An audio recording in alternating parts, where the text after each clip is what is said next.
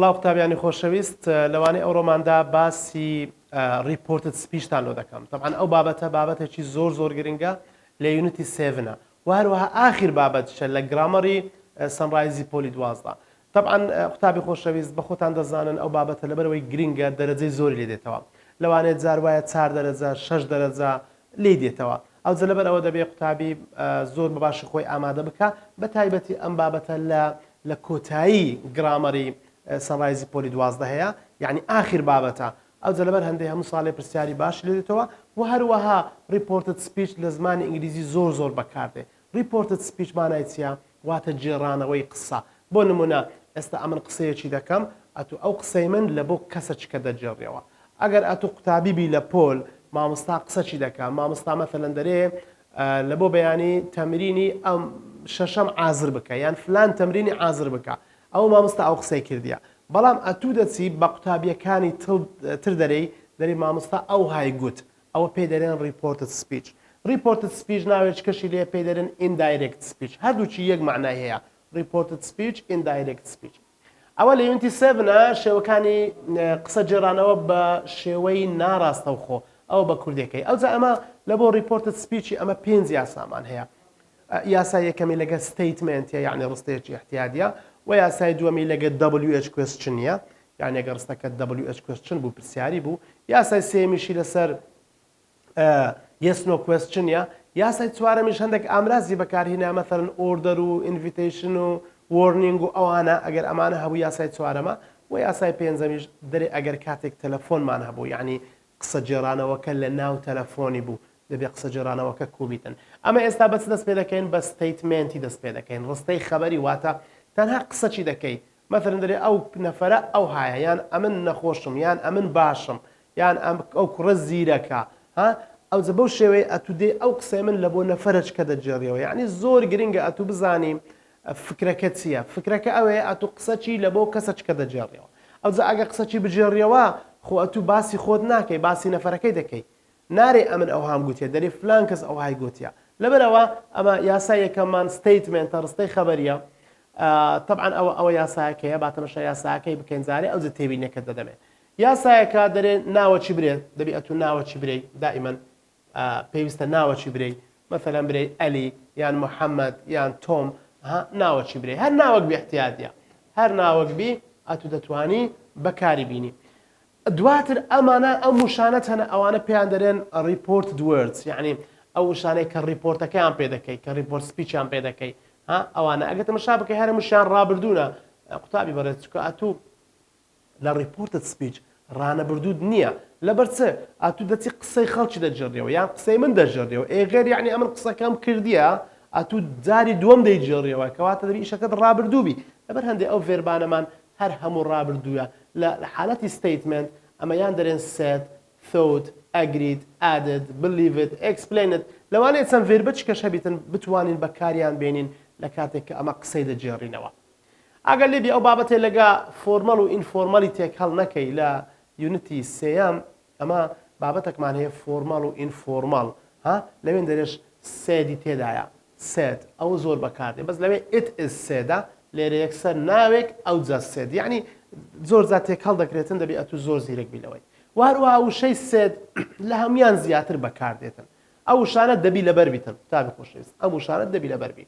دواتر ذاتت هەیە، ئەو ذاتە ها لەناو کەوانەم دانایە، ذاتەکە ئۆپشنەڵە، یعنی دەکرێت بنووسی، دەشکرێت نەینووسی، بە کەیفی خۆت بە. بەڵام بینووسی دائیمەن یان بگوترێ دائیمەن قسەکان خۆشتر دەردەچن.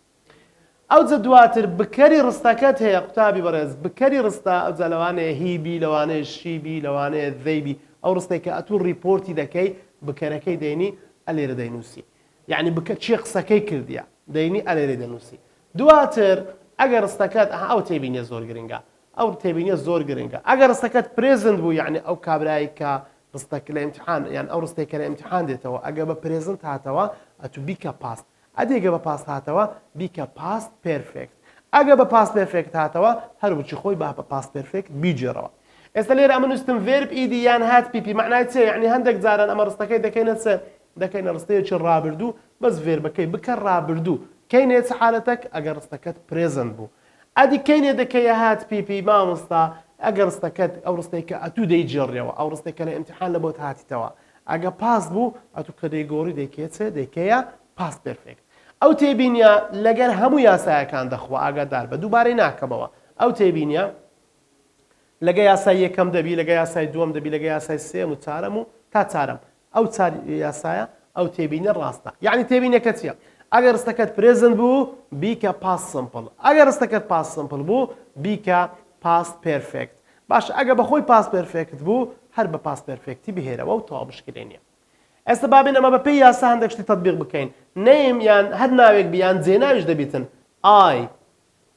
I am reading a book ئەگە تەمەشا ئەو ڕستەی بکەیت I am reading a book ئەو ڕستەیە قوتابی خۆشەویست تەمەشا ئەو ڕستەی بکە ئەو ڕستەیە ڕستەیەکی احتیاطیە یعنی ئەو ڕستەیە گوترایە ئەتوو پێویستە بیجێڕیەوە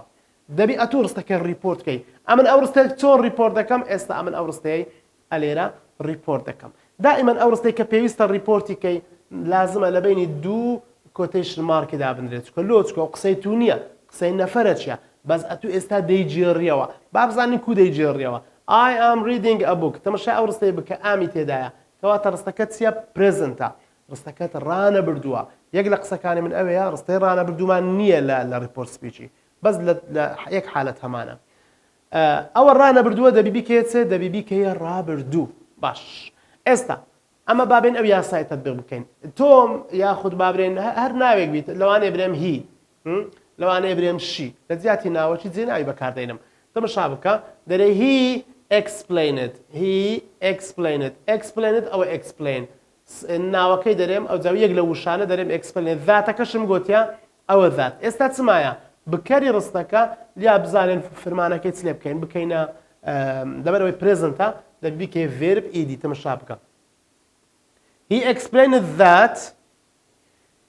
ئەوە وەڵامە طبعا he was reading a book يعني ئەگە ئەمن ئەوە لێرە بنووسمەوە چی لێدە he explained that he was reading a book قوتابی بەرز ئەگە تەمەشا ئەو ڕستەی بکەین ئەمن لە بنیەکەم نووسیتەوە لەبەر چ ئەممان گۆریە لە بۆز و ئایشمان گۆریە لە بۆ هی قوتابی خۆشەویست بە خۆت دەزانی ئەمە ئەگەر ڕستەی پرێزنت بکەینە پاست ئەمە دائیمەن دێن دەستکاری هێلپینگ ڤێربەکان دەکەین تەمەشاکە ئەوە هێلپینگ ڤێربە ئەمن دێن بەس هێلپینگ ڤێربەکەی دەکەمە پاست ئام و ئیز ئام لەگە ئیزی ئەگە بیان کەی ڕابردوو چی بەسەردێ دەبنە وۆز ئاگادار بە ئەوە یەکیان دووەم جێناوەکان دەگۆڕین مەثەرەن ئەمن قسەکەم کردیە کە ئەتوو قسەکەی دەجێڕیەوە خۆ توش نارەی ئای دەبی ئایەکەی بکەیە هی یعنی لە بۆ من دەگەڕێتەوە لەو حالەتەی ئەمن دەرێم I am reading a book ئێستا ئەمن ئەو قسەی دەکەم دەرێم I am reading a book دەوەرە ئەتوو قسەی من بجێڕەوە دەرەی چ دەرەی he explained that he was reading a book کەواتە ئەتوو قسەی من دەجێڕیەوە و ئیشارەتیش لە بۆ من دەدەی ئەو ئایە دەگۆڕێ لە بۆ هی یان لە بۆ شی بەپێی قسەکەرەکە ئەگە قسەکەرەکە پیاوبی دەکەیە هی ئەگە بابرێن ئافرەت بی ئەتوو دەکێتە دەکەیە شی زۆر باشە He explained that he was reading a book ئەمن چم کرد ڕستەیەکی پرێزنتم هەبوو کردمە ڕستەیەکی پاست یاخود ئەلێرە تەمەشایکە فەرقی نییە ڕستەیەکی پرێزنتە کردیتمە ڕستەیەکی پاست سمپڵ و ئامەکەم گۆریە لە بۆ وۆز ئایەکەشم گۆریە لە بۆ هی چکە ئەمن دووشتی دەگۆڕم هێلپینگ ڤێربی دەگۆڕم واروەها ئەوەش دەگۆڕم جێناوەکەش دەگۆڕم باشە دەستکاری مین ڤێربم کردیە نەخێر دەستکاریم نەکردیە لەبەرچ دەستکاریم نەکردیە چکە ئەمن هێلپینگ ڤێربم هەیە مادام هێلپینگ ڤێربم هەیە دەستکاری مین ڤێربی مەکە بەڵام ئەگەر هێلپینگ ڤێربم نەبوو ئەوە ناچاری ئەتوو مین ڤێربی بەکاربینی باشە قوتابی بەرز ئەوە ڕستەیەکی پرێزنتمان گۆڕی لە بۆ ڕستەیەکی پاست ئەدی ئێستا ڕستەیەکی پاست چۆن دەکەینە ڕستەیەکی ریپۆرتی دەکەین هاتەمەشا ئەو ڕستەیەکە ئەو ڕستەی ئێستا ئەمە ریپۆرت دەکەین ئەو ڕستەیە دیتە ئەمە ریپۆرتی دەکەین I went to my uncle's house yesterday طبعا yesterday مان هەیە went مان هەیە ئەو ڕستەیەکی پاستە یعنی تو دەزانی ئەو ڕستەیەکی پاستە کو ریپۆرتی دەکەی قوتابی بەڕێز دەیکەیە present perfect past perfect دەیکەیە past perfect Tom said that تەمەشاکە من سێدم بەکارهێنایە Tom said ذاتەکەشم نووسیە طبعا لە ئیمتحان دائما ئەوە دەدرێتێ ئاگادار بە یعنی ئەو ڕستەیە دەداتێ ئەوزە دەرێت Tom said that ئەوە لۆ ئەوەیە پێت برێ کە ئەتوو ئەو ڕستەی پێویستە ریپۆرت کەی ئەوە دائیمەن دەدرێت ئەمش لە بەهندێ نووسێتم ئێرە دەکرێتە بۆ شایی وەڵامەکە چیە ئەوە وەڵامەکەیە تۆم said that ئەو دەدێم قسەکەی دەجێڕمەوە ئەوە کوبرەی ئەوە لەگە هەمووی بەکاردێ فلان کەس said that ئەلی said that ئەوە هەموو جارێ هەیە یعنی لۆ بۆ هەموو ڕستەچی خەبەری دەبێت ئەو شێوازەی بەکاربینی تۆم said that ئەوە نووسیم باشە ئەوە ڕستەکەت پاستە هی گۆتم دەگۆڕێ لە بۆ ئای لەبەرەوەی قسەکەت جێڕانەوەیە ئەمن مەسەن ئەمن قسەکەم جێڕایتەوە ئەتو دەرەی هی طبعا went ئەگە بیکەیە پاست طبعا ڕستەکەت پاستە بەخۆت دەیکەیەچە پیپی یعنی هاتگەن لۆ هاتگەن ئەوە پاستە ئەوەش پیپیەکەیتی یعنی وێنتت کردەچە کردتەگەن هادە چیشت لە پێشدانە ڕستەکە پاست سمپڵە دەیکەیە پاست پێرفێکت یاسای پاست پێرفێکتی چیا سەبجێکت زائدەن هات پیپی ئەوە هادەکەم نووسە ئەوەش پیپیە یعنی ئەو هادت لە چێینە مامۆستا ئەو هادە یاسایە ئەمە یاسامان هەیە لە پاست پێرفێکتی هاتمان بەکارهێنایە ئەدی ئەو پیپێت لە چێینە مامۆستا ئەمن ئەو وێنتەم گۆڕی لە بۆ ئەو پیپە وێنت دەبتا هاتگەن ئەوەی درستەکەی وچ خۆ دەنووسمەوە بەڵام هەندێک گۆڕان کاریشمان هەیە مەسەرەن to my uncle's house دەرێت to his uncle's house یعنی my uncle تەمەشا ئەو ئەم دەستەواژەی بکە my uncle ئەمن گوتیتم my uncle کە ئەتو قسەی من دەجێڕیەوە خۆ توش نارێ my uncle ئەی دەرێت چێ دەرێ his uncle ئەتو لەگەر منتە یعنی بابرین مامی من his uncle دوایە دەرێ yesterdayش دەگۆڕێ لە بۆ the day before ئاگادار بە yesterday دەگۆڕین لە بۆ the day before باشە بۆ نمونە ئەمن دوێنێ ئەو قسەیەم کردیە خۆ ئەتوو کە قسەی من دەجێڕیەوە نارەی دوێنێ ئەتو دەبێ کاتی بەسە تێپەڕیا ناچاری بیگۆڕی yesterday لە بۆ چە the day before قوتابی خۆشەویست ئێستا خشتەیەکت دەدەمێ پاژەوەی ئەو مۆزوع ئەتەوا بوو خشتەیەکت دەدەمێ هەموو ئەو شتانە نووسرایتەوە کە دەبێت چیرێ بکە یعنی گۆڕانکاریەکان مەثەلەن سەبجێکتەکان چۆن دەگۆڕی ڤێربەکان چۆن دەگۆڕی یاخود yesterday چۆن دەبێتە the day before خشتەیەکت دەدەمێ دەبێت ئەتو ئەوانە لەبەرکەی هیچ مەجالی تێدا نیە زۆر باشە با نمونەی تر وەربگرین چونکە ئەمە نمونەی پرێزنتم دات و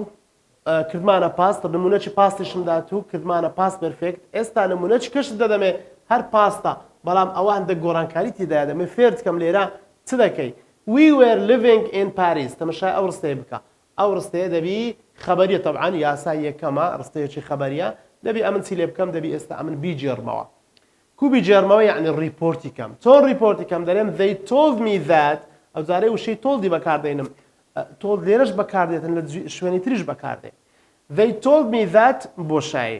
باشە ڕستەکەم چێ مامۆستا ڕستەکەم پاستە مادام پاستە دەیکەمە چێ پاست پێرفێکت باشە وی دائیمەن دەبتە they ئاگاداری ئەوە ویمان گۆریە لە بۆ چێ لە بۆ they یعنی من ئەگا ڕستەی لێرە بنووسمەوە هیچ فەرقی نییە خۆ ئەو ڕستەیە دەبی لێرە بنووسێتەوە چونکە ئەڵێ ئیمتیحان گوتم ئەوە دەداتێ they told me that that ئەگە هەڵبژاردن بی دەرێ A مثلا B ئەوجا C ئەوجا D بزانە لە ئەیت نووسرایە they had been living in Paris مامۆستا ئەکسەر ئەتو دەزانی ڕستەکەت وێری تێدایە وێر نیشانەی پاستیە یعنی پاست سمپڵە یاخود پاست کۆنتینیوەزە مهم ئەوەیە پاستی دەکەیە پاست پێرفێکت ئەمن دەینم لەبەرەوەی پاست پێرفێکتە وی دەگۆڕێ لە بۆ they و هەروەها وێریش ئەگە بیکەیە پیپی دەفتە بین تابی خۆشەویست ئەتو ئەگەر بزانی جەماعەتی بیچ بوو ئام و ئز و ئار و سوێر بوو ئەدی پیپیەکان چیە پیپی هەر هەمیان بینە دەبێت ئەتو بزانی ئەو وێرە دەکرێتە بین طبعا هادەکەت لە چەهینە مامۆستا هادەکەش یاسایە ئەدی ئەمن نارم پاست پێرفێکت سابجێکت ئەوە سابجێکت پلس had ئەوە پلس هات ئەوجە پلس چە پلس پیپی یعنی ئەتو ئەو یاسای تطبیق دەکەیت کە ئەو یاسا تطبیق کرد یەکسەر دەبتە هات بین وێرەکەت کردیتە بین و هادەکەشت دانایە و ئیدیکەش دەستکاری ناکەیت ئەگەر تمەشای ئەو نمونەیە بکەیت ئەو جارێ نمونەی ئاخیری ماڕستەکەم بەخۆی پاست پێرفێکتە یان بابرێن بەڵێ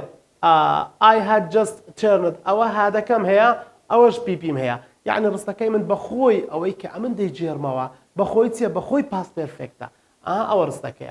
ئەوە ڕستەکەیە هەتا ئێرە ئەمن دێم ئەو ڕستەیە دەجێڕمەوە مادەم ئەو ڕستەیە دەجێڕمەوە قوتابی خۆشەویست دەبی ئەمن چ بکەم دەبی بێم ڕستەکەم پاست پێرفێکتە هەر بە پاست پێرفێکت دەیهێڵمەوە دەرێم he explained that بوچی گوتم ئەوە لە ئیمتیحان دەدرێتێ he explained that he had just turned off the TV had just turned off the TV. ئەمن ئەو ئایەی لە بۆ هی دەگۆڕم یعنی بەس جێناوەکان دەگۆڕی دەستکاری فێربەکەی هەرمەکەوە بەس جێناوی بگۆڕە و هیچ کێشەیەکت نییە. ئەمانە هەر هەمیان دەربارەی چ بوو؟ دەربارەی یاسای یەکەم لە ستیتمنت. باشە بابێت تەمەشای هەندێک نمونەی وزاری بکەین تەمەشای هەندێک تێبینیەک کەشمانێ دەرێ دەبێت لە ڕستەکەدا فرمانی یاریدەدەر بگۆڕین باسم کرد بەڵام ئەگەر فرمانی یاریدەدەر نەبوو ئەوە فرمانی سەرەکی دەگۆڕین بۆ ڕابردوو یان دەرێ بۆ چ؟ بۆ ڕابردوو بەڵێ بەڵێ بۆ ڕابردوو یان ڕابردووی تەواو بەپێی کاتی ڕستەکە مەبەستی چییە؟ یعنی ئەگەر ڕستەکەمان پرێزنت بوو ئەتو دەیکەیە پاست ئەدێگە پاس بوو دەیکەیە پاس پەرفێکت بەپێی ئەم کاتە. ئەگە تەماشای پرسیاری یەکەم بکەین لەسەر ئەو بابەتەی ستیتمنتی ئەمن باسم کرد دەرێتن چ؟ We are selling electronic equipments. ئەوە ڕستەکەیە لە ئیمتحان ئەو ڕستەی دایتەتوو تەماشاکە ئەو پرسیاری وزاریە. The sellers added ئەو ڕستەی تەماشاکە ڕستەکی خەبەریە یان نا؟ ڕستەکی خەبەریمان هەیە یعنی علامەتی پرسیارمان لێرە هەیە نەخێر نییە. WH questionمان لێرە هەیە نەخێر نییە. برێن وای وەت و وێن و ئەوانە هێمانە نیتمانە پرسیارەکە بە دوو دەز و دد و ئار و ئز و ئار دەستی پێ کردیە نەخێر دەستی پێ نەکردیە کەواتە ئەمە ڕستەیەکی چۆنم هەیە ڕستەیەکی خەبەریم هەیە ئەوە یاسای یەکەمە مادام ڕستەکە خەبەریە یاسات لەبەرە دەرێت چ the sellers ئەوە نەیمە گوتم ناوەکە یەک لە ڤێربەکان added ذاتی بەکاردێنی بەکاربینە ئەگە بەکاردانی بەکارمەینە لێرە بەکاردێنە ذات subject زائدا verb ed یان هات pp electronic equipments ئەوە هیچ کێشەی نەبووە بەس چمان نەقستانە subjectەکەمان نەقستانە ئەوە they the sellers added ئەدینەمان گۆ وی دەکەینە they وی دەکەینە چ دەکەینە they طبعا ڕستەکەت ئاری تێدایە کابی کە ڕابردوو ئار چۆن دەبتە ڕابردوو دەیکەیە وێر تەمەشاکە ئەوە وێریشمان نووسی وشەی selling طبعا هیچ تەسیری نییە verb ing هەلەوەی نووسیتەوە ئەلێرە the sellers added that they were selling electronic equipments هیچ مشکلێنی ئەو ڕستەیە ئەلێرە وێری بەکارهینایە they were طبعا لێرە گوتی we were تەمەشاکە ویەکەی نەگۆڕیە ئەوە غەڵەتە دەبی ویەکەی بگۆڕی لێرە هەر ئاری بەکارهینایتەوە ئاری بەکارهینایتەوە ئەوەش غەڵەتە نابی ئاری بەکاربینەوە گوتمە ئەگەر ڕستەکەت پرێزەن بوو دەبی بیکەیە پاست ئەلێرەش دیسان ئاری بەکارهینەوە و هەروەها ویشی بەکارهینایتەوە ئەوە بە هەموو شێوەیەک غەڵەتە لەبەرەوە ئەتو ئەگەر ڕستەیەکت پرێزن بوو دەبی بیکەیە پاست ئەگە پاست بوو دەیکەیە پاست پێرفێکت باتەمەشای پرسیاری سی بکەین I came to have a cup of tea ئەوە ڕستەیە کە ئەمە دەبێ بیجێڕینەوە I came to have a cup of tea came پاستە یان نا ئەوە وشەیەکی پاستە چ پاستێکە پاست سمپڵە ڕستەکەت پاست سمپڵە کە دەیجێڕیەوە دەیکەیە پاست پێرفێکت باشە سالار سێت یەکسەر دەرێت سالار سێت ئەگە حەز دەکەیت ذاتەکەی بنووسە حەز لێیە ذاتەکەی بنووسە ذات طبعا ئای دەبتە چ مادام سالارە دەبتە هی ئەوە دیارە خۆتم شاکە ئەوە سالار ئای مادام سالارە قسەی کردیە دەرێن سالار سێت ذات هی ئەتوو چت هەیە پاس سمپڵت هەیە وانە دەیکەیە چە دەیکەیە هات پیپی طبعا هادە چلۆ دادنەی that he had طبعا came ئەگە بیکەیە پیپی دەبتە چە دەبتە کەم قوتابی بەڕێز ئەمە تمشاکە ئەمە چمان هەیە کەممان هەیە بیکەیە ڕابردوو دەبتە came بیکەیەوە پیپی دیسان دەبتەوە کەم لەبەر هەندێ دەرێن that he had come طبعا ذاتەکە گوتم ئۆپشنەڵە حەز لێ بینووسە حەز لێ مەنووسە ئەو جارستەکەی وچ خۆ دەنووسیەوە to have a cup of tea تەماشاکە دی ڕاست سی ڕاستە he had come to have a cup of tea I came to have a cup of tea چم کرد ئەو ئایم لە بۆ هی گۆڕی چکە لۆ گۆڕی مامۆستا ئەوە سالارە سالار کوڕە دەبی ئەتو بیکەیە هی دواتر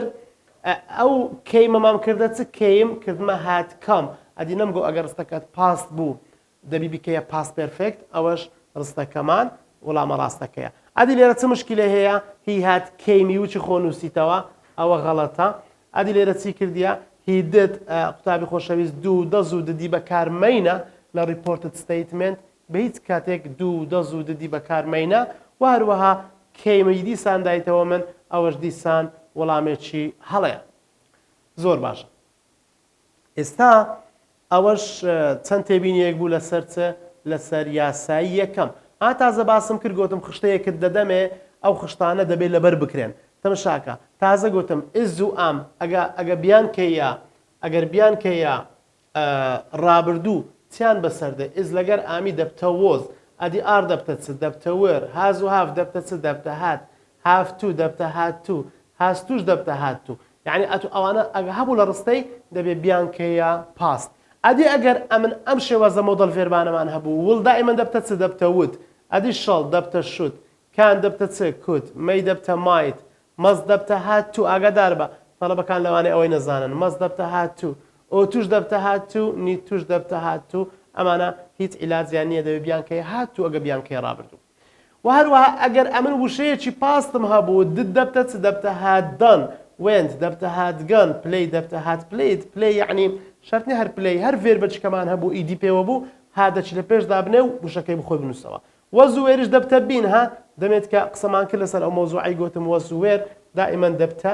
بین و هادیش دەبتە هات ئاگا لێ بە قوتابی خۆشەویست ئەوەشمان هەیە هات دەبتە هات هادەك بەخۆی یاسایە هادەکەی دیش پیپیە لەبەر هەندێک ئەوە دەبی بزاندرێت هەندێک خشتە چ کەشمان هەیە یعنی ئەوانەش دەبی لەبەر بکەی تازە باسم کرد گوتم yesterday دەیکەینە the day before قوتابی خۆشەویست تازە قسەمان کرد گوتمان ئای یان دەبتە هی یان دەبتە شی تەماشای بکەرەکەی دەکەم ئەگا کوڕبی دەرێم ئەوە هیە ئەگە نادەرێم شیە مای دەبتە هز یان هەر می دەبتە هەم یان هەر ماین بە هەمان شێوە وی دەبتە دەی ئەمانە هەمووی گۆڕانکاریە دەبێت ئەتو ئەوانە لەبەر بکەی ئەمانە هەموو جێناون کە دەیان گۆڕی ڕستەی ئاکتیڤ دەگۆڕی لە بۆ پاسف ئەفۆن ڕستەی ئاسایی دەگۆڕی لە بۆ ریپۆرتت سپیچ ئەتو یەکسەر دەبی ئەمانە بگۆڕی هەندێک کاتمان هەیە یان شوێنمان هەیە مثلەن هیر دەبتە چ دەبتە there now دەبتە then soon دەبتە later tonight دەبتە that night tomorrow دەبتە the next day ئەمانەش بە هەمان شێوە هەمووی دەبی چ لێ بکرێ دەبی ئەوانە لەبەر بکرێت چکە لە ریپۆرتت سپیچی ئەمە ناتوانین ئەمن ئەوڕۆ قسەم کردیە کاتۆ قسەکەی من دەجێڕیەوە ناتوانانی هەمان ڕۆژ بەکاربینێت چکە دەبتە ڕابردوو مادەم دەبتە ڕابردوو دەبێت و شوێنەکان بگۆڕی یاخود ئەمن ئێستا قسەکەم ئەلەو شوێنەی کردیە کە ئەتو قسەی من دەجێڕیەوە لە ماڵێ ئەتو نابیبرێ هیر ئەمن دەرێم هیر یعنی قوتابخانە یاخود بابرێن هەر شوێنێکی تر بەسکە ئەتو قسەکەی دەجێڕیەوە هیر نامینێ دەبتە there یعنی لەوێ لەو شوێنەی کە نەفەرەکە قسەی لێ کردیە چکە ئەتو قسەی نەفەرەکەی دەجێڕیەوە لەبەرەوە دەبێ قوتابی بە زۆر وریابیتن ئەم رازانە یاخود ئەم دەستەواژانە هەر هەمیان لەبەر بکات باشە قوتابی خۆشەویست ئێستا ئەمە یاسای یەکەممان تەواو کرد و زۆر تێبینیشمدایەت و بۆ ئەوەی بزانی یاسایەکەی چۆن تەطبیق دەکەی و هەروەها بتوانی چار یاسایەکەی بە جوانی کۆنتڕۆڵ بکەیت یاسای چکەمانەیە قوتابی خۆشەویست WH questions ئەمە یاسای دووەمە WH question مانای چییە یعنی ئەگەر ئەوە WH ئەگەر پرسیارەکە ئەگەر یان ڕستەکە بە چ دەستی پێکرد بوو بە WH دەستی پێکرد بوو ئەمە WH بە خۆت دەزانی when where why what how much how many ئەوانە هەموو پێیان دەگوترێت WH question طبعا ئەمە پرسیاریە هاتەمەشاکە قوتابی خۆشەویست پرسیاریە بابەتەکە بابەتی پرسیاریە بەخۆی دەرێت questions مادام question ئەتوو یاسایەکەی دەگۆڕی تەمەشا یاسایەکەی کە نەیمەکەی دەرێ یاخود جێناوەکەی دەرێ فەرقی نییە asked wanted to know ئەوانە جیاوازە هەندێک دەگۆڕێن wanted to know ئەوە پێکەوەیە ئەویان پێکەوەیە هەمووی ئەوە لەگەرەوەی هەمووی پێکەوەیە ئەوانە ئەوە پێکەوەیە ئەوە wondered ئەوە inquired تەمەشاکە ئەو ریپۆرت فێربانە دەگۆڕێن بەڵام لە هەمان کات هەر هەمویان پاستن هەر هەمویان چنە ڕابردوونە ئۆبجێکتێکمان دەبی ناو یان جێناوە بەخۆ دەزانی ئۆبجێکت یان ناوە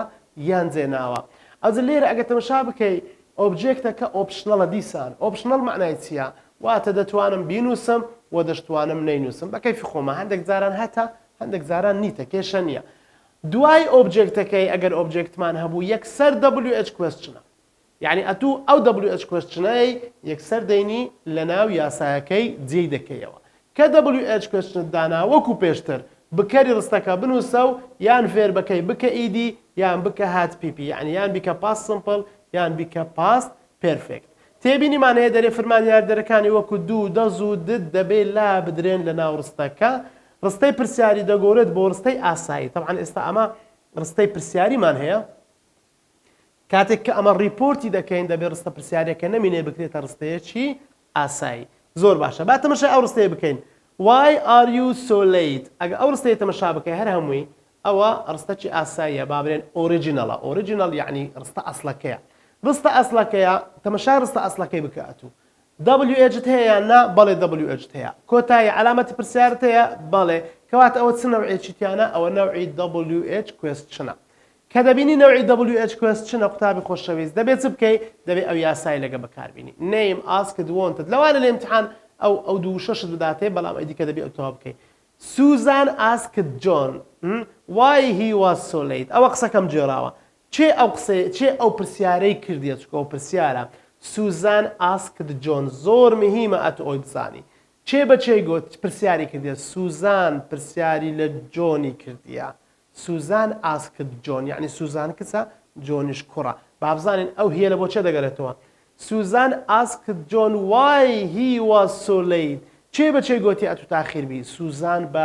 بە جۆنی گوتیە چێ تاخیر بووە طبعا جۆن تاخیر بووە جۆن چییە جۆن کوڕە کەواتە دەرێت Susan asked John why he was so late ئەوە شێوازی پرسیارەکەیە با بزانی لەگە ئەو یاسایی دەڕوە بەڵێ دەڕوە Susan asked John ئەوە لێرە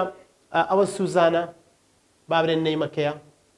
asked ئەوە وشەی askdمان بەکارهێنا چکە گوتم askdمان هەیە wanted to know wondered inquired objectم لێرە بەکارهێنایە باڵێ ئەوە objectە ئەو جە گوتم WH questionەکە ئەوەش WH questionەکەم دانا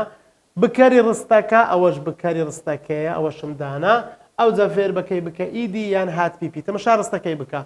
ئار تێدایە لە ناو ڕستەکەی IR هەیە why are you so late لەبەر ئەوەی ئەمن دەیکەمە چ دەیکەمە ڕابردوو لەبەر ئەوەی سەبجەکتەکەم هەیە ئەمن طبعا ئارەکە خۆی دەبی بکرێتە وێر ئەسڵەن ئار دەبتە وێر بەس ئەمە لەبەرەوەی هیم بەکارهێنایە ئەتو ناتوانانی وێری لەگەر هی بەکاربینی ئەدی چ بەکاربینم دەبی ئەتو وۆزی بەکاربینی why he was so late یعنی ئەلێرە گوتمان ڕستەکەت پرێزن بی دەبی بیکەیە پاست ئەمن چۆن بیکەمە پاست طبعا ئار دەبی بکرێتە وێر طبعا بەڵام لێرە خۆ ئەمن وێری لەگەر هی بەکار ناینم ناچارم برێم he was so late باشە where do you live تەمەشای ئەو ڕستەیە بکە ئەوجارێ where do you live ئەمنها دوومان هەیە لێرە لەگەر لیڤی هەردوومان هەیە where do you live ئەو ڕستەیەکی پرسیاریە چنەوە پرسیارێک WH questionە مادام ڕستەیەکی پرسیاریە WH questionە ئەتو ناچاری چ بکەی یاسای دووەمی لەگە بەکاربینی با تەمەشای یاسای دووەم بکەین هەڵبژاردنە دەرێت چی هانی هەڵبژێری دەرێت the police asked the man پیاوە لێرەش دەرێ why do you so late چێ ئەو قسەی کردیە یان where do you live ئەگەر ئەو پرسیارەی بکاتن برێ ئەوەی دووەم where do you live چێ ئەو پرسیارەی کردیە where do you live ئەوە the police asked the man با تەمەشا هەڵبژاردنەکە بکەین where he lived ئەگەر تەمەشا ئەم هەڵبژاردنە بکەین where he lived ئەمن تەمەشاکە دووەکەم لادایە ئەوە دووەکەم لادایە طبعا ئەوەشم چ لێ کرد ئەو یوەم کردە هی وە لڤەکەشم کردە lived لەبەر هەندێ ئەتو ناچاری چ بکەی WHەکەم بەکارهێناوە و سەبجەکتەکەم نووسی دواتر vێر بەکەشم ئەلێرە داناچکە گوتم بکەر ئەجە vێر بەکەش دەکەیە vێر بەچی ڕابردوو بەخۆی لیڤمان هەیە دەیکەمە چ دەیکەمە lived با تەمەشای پرسیارێککە بکەین لە هەمان بابەت ئەگەر تەمەشا بکەین how much does it cost to park here ئەو ڕستەیەکی چۆنە با تەمەشا بکەین ڕستەیەکەت زۆر ئاسایی دیارە how much ئەوە وشەی